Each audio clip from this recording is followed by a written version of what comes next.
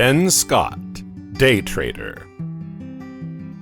Ben Scott was nicknamed Richie for good reason. His schoolmates sneered that his underclothes were stitched with gold thread. He always had the nicest backpack, the latest gadgets, and the fanciest lunch. Of course, he had friends. Plenty of kids liked to trade for his meals, borrow his stuff, and take his hand-me-downs. But though Ben had his own clique, it wasn't the cool kids' clique. The friends Ben had weren't the friends he wanted.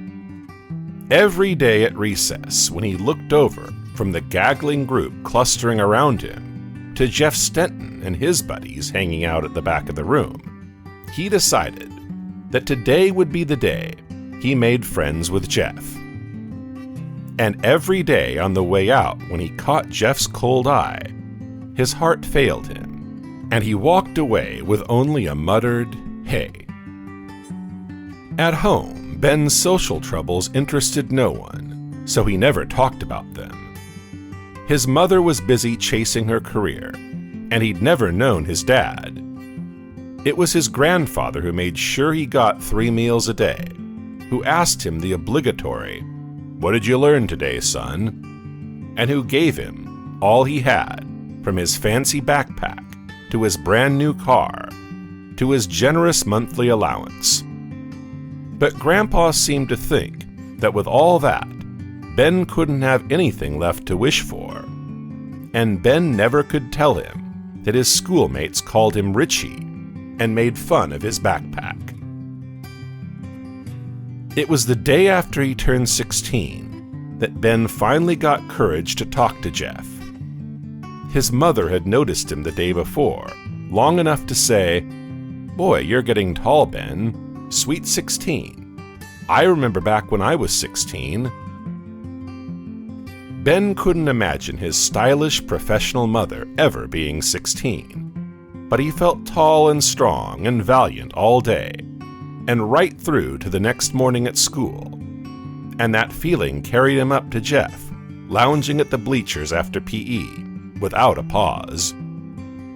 Ben slapped him casually on the back and said, "What's up, Jeff? I'm Ben Scott.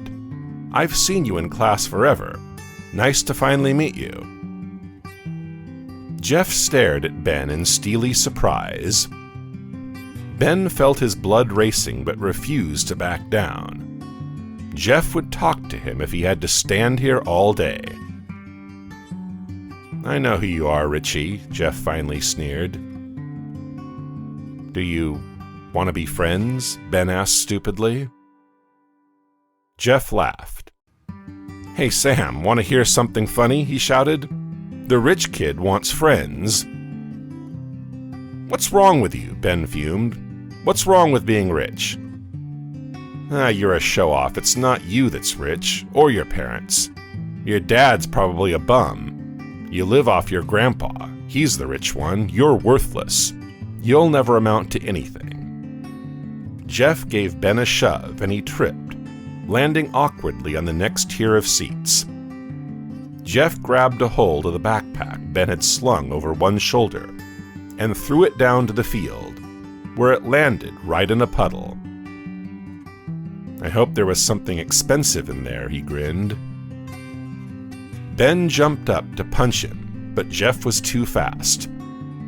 He led Ben on a chase up and down the bleachers until Ben, panting, stopped at the middle rail and started furiously at Jeff, 3 rows higher up.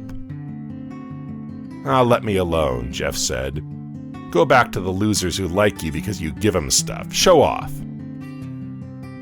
Ben cooled down enough to realize that even if he could get close enough to fight, he'd be no match for lean, athletic Jeff.